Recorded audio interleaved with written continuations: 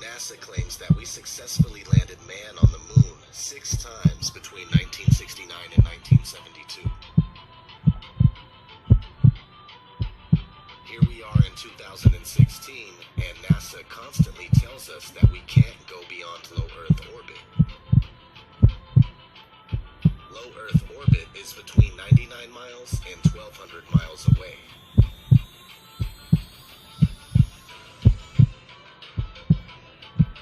The moon is claimed to be 238,000 miles away. That's a big difference.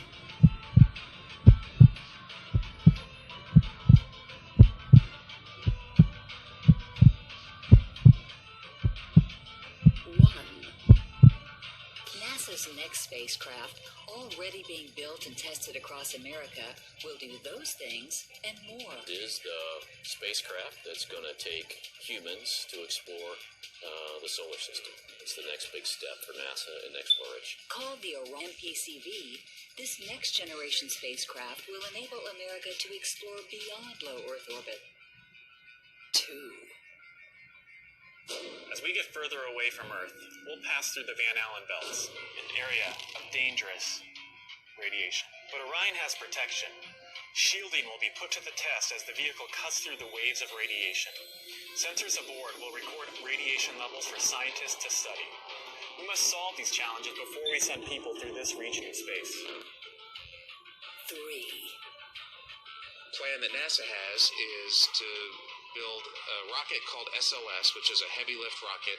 It's something that is much bigger than what we have today, and it will be able to launch the Orion capsule with humans on board, as well as landers or other components to destinations beyond Earth orbit. Right now, we only can fly in Earth orbit. That's the farthest that we can go, and this new system that we're building is going to allow us to go beyond and hopefully take humans into the solar system to explore. So the moon, Mars, asteroids, there's a lot of destinations that we could go to, and we're building these building block components in order to allow us to do that eventually. 4. The kinds of technologies that we're testing out on space stations with our goals of going beyond low Earth orbit. So we have a really robust exploration program at NASA. 5. And unlike the previous program, we are setting a course with specific and achievable milestones. Early in the next decade, a set of crewed flights will test and prove the systems required for exploration beyond low Earth orbit. So how did we send humans to the moon 6 times so early on, but we can't figure it out in 2016? How was it so easy to go to the moon in 1969 using this flimsy lunar module?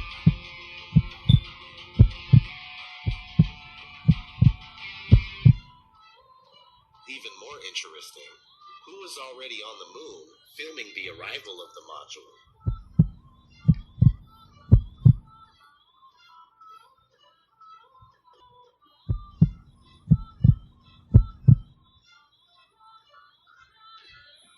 Was it the same person who stayed back on the moon and filmed the departure of the module?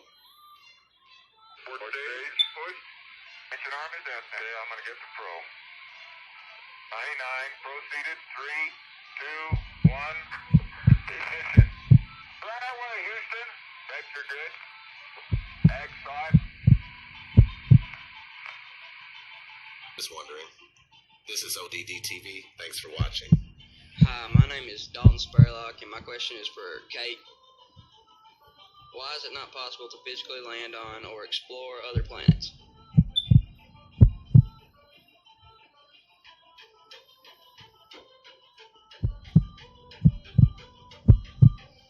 Well, it is physically possible. We've sent humans to the moon. The United States has proven that we can actually land people and a large amount of equipment on another body.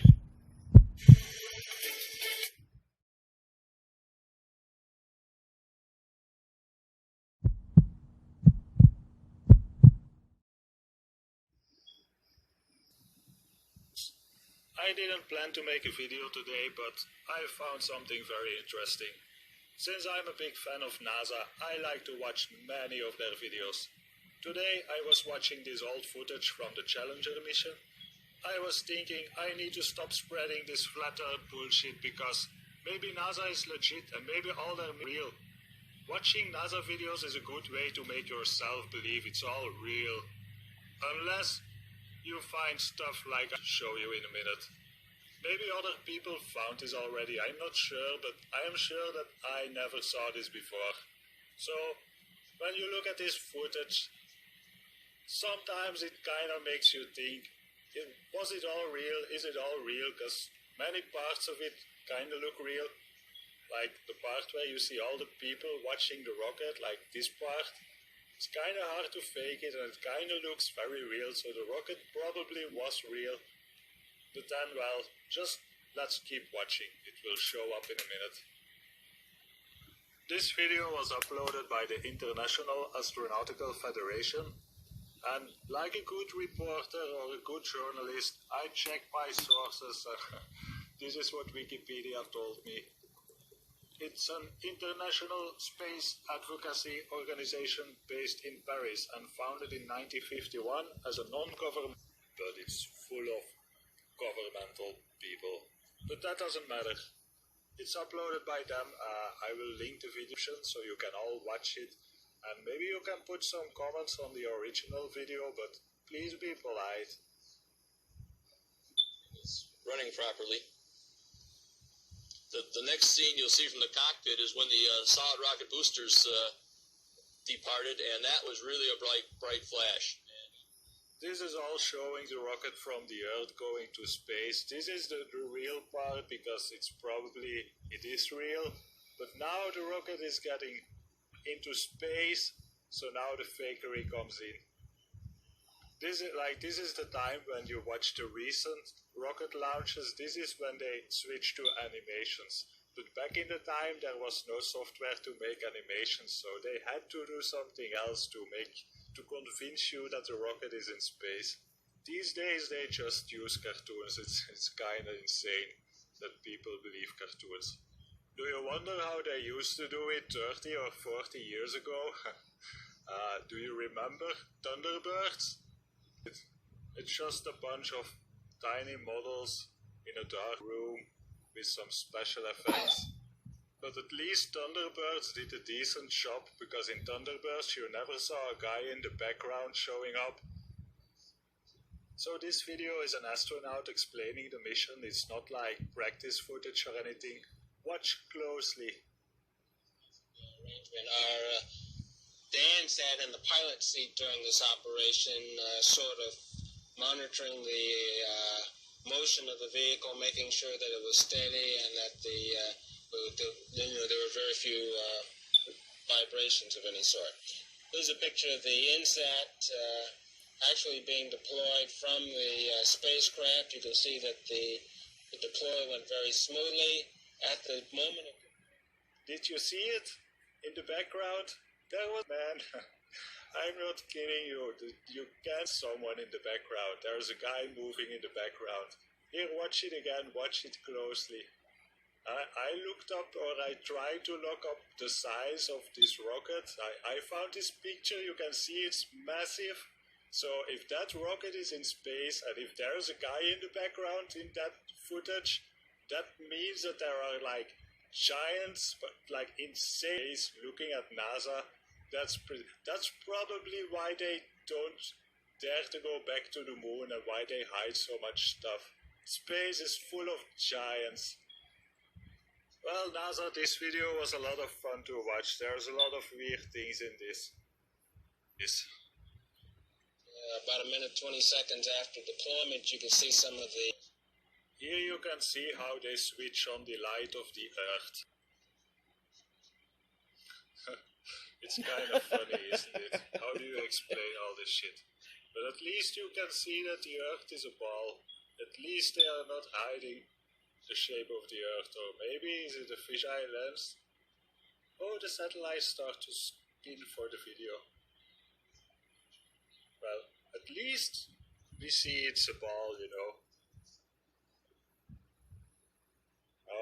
It's even more a ball when it goes down. And it doesn't look like it's in outer space, it looks like high altitude at most.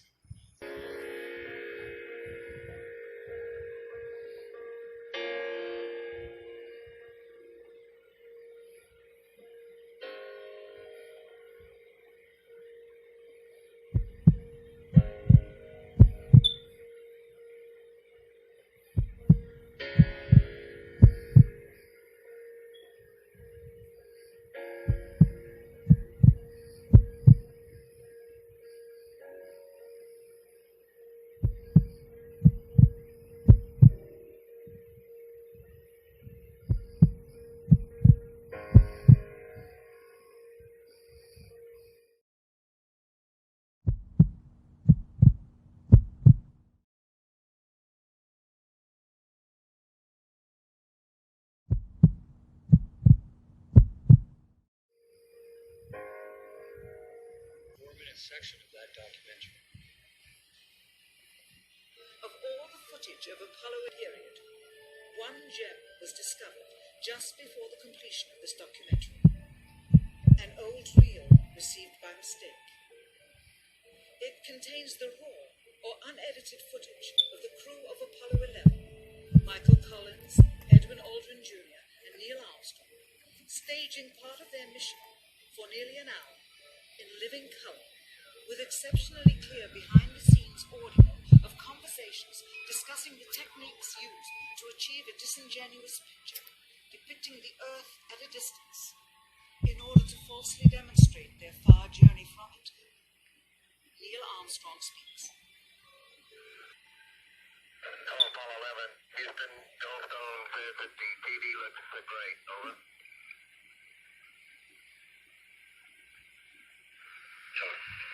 Okay, Roger,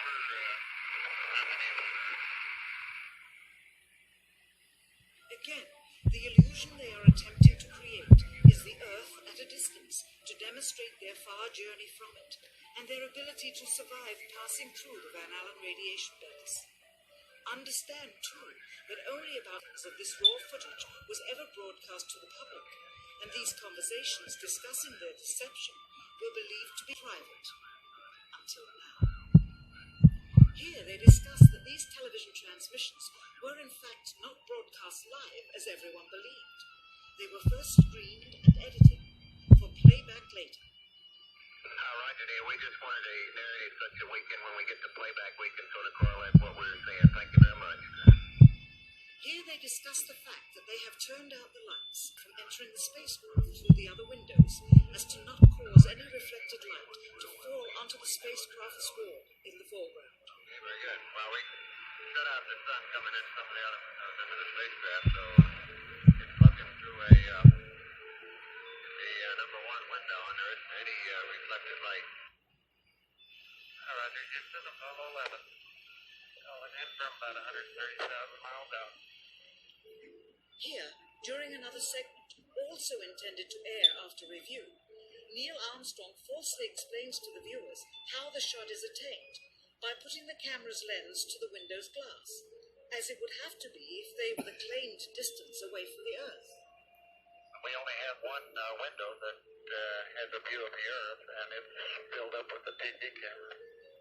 If the window filled up with a TV camera, as he stated, then an astronaut's arm would not be able to get between the camera and the window, as it obviously does here in this outtake. North America becomes invisible to go beyond the Terminator or inside the shadow. You can also notice how the astronaut operating the camera reacted to the mistake by attempting to pan away from it. Yeah. The white man, major cloud formation across the Earth. This is a segment that they believed wasn't even being recorded, much less suitable for broadcasting, for the lens was being zoomed out and the scene was being changed to that of an interior of the astronauts at work, and apparently the stop button popped back up on the recorder without notice. Here is the diffused work light that they used to see camera controls, but not throw light onto the spacecraft's wall. Here they remove part of the crescent insert.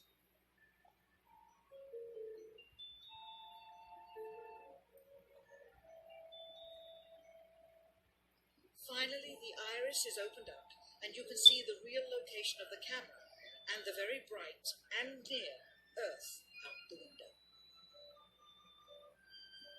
Here is the slate for the 19th of July, and the same shot of trickery on the 19th of July, and then the 20th, and the same misleading shot on the 20th. Later that evening, they were said to be walking on the moon.